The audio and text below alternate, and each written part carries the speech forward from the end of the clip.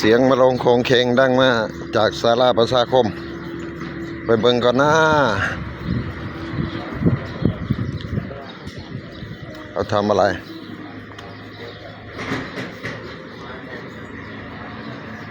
อ๋อแมคโครลงจากรถลงมาทำอะไรเคลียร์พื้นที่เพื่อซ่อมบำรุงสงสัยจะซ่อมรถ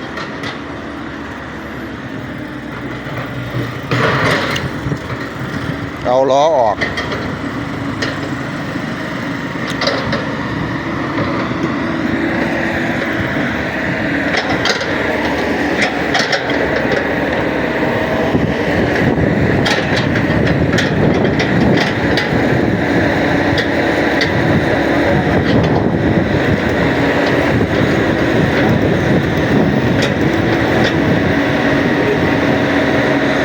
เดี๋ยวแท็กออกครับ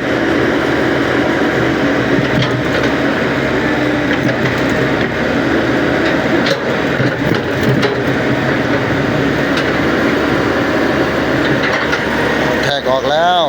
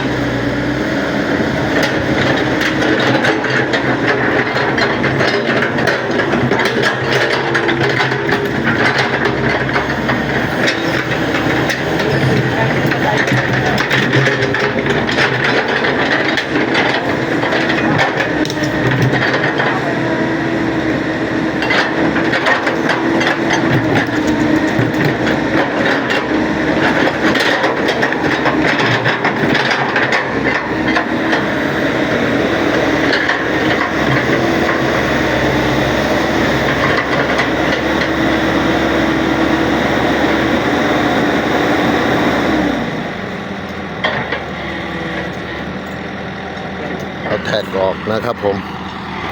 เอาแท็กออกเสร็จเรียบร้อยแล้วทั้งสองข้าง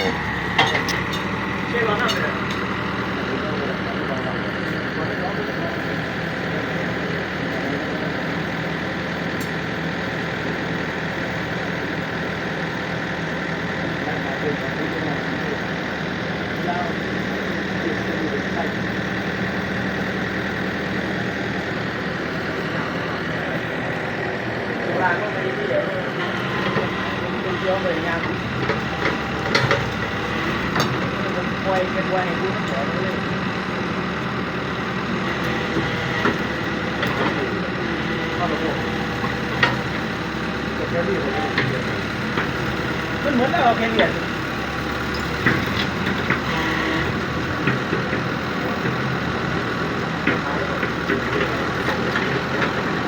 แล้วมีอะไรยังอยู่เยอะแนวเลย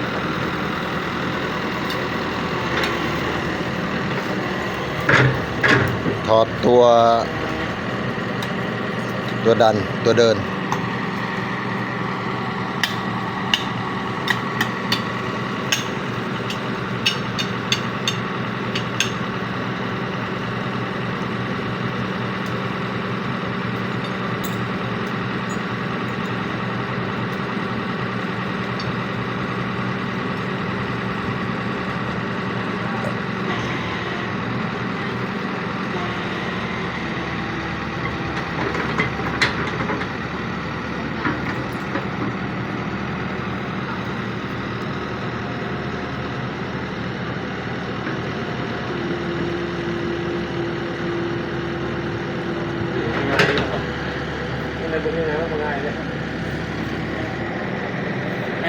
เนี่ยผมในงานโบราณเลย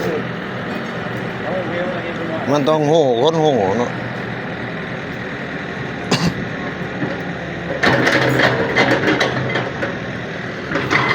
โอเคครับผม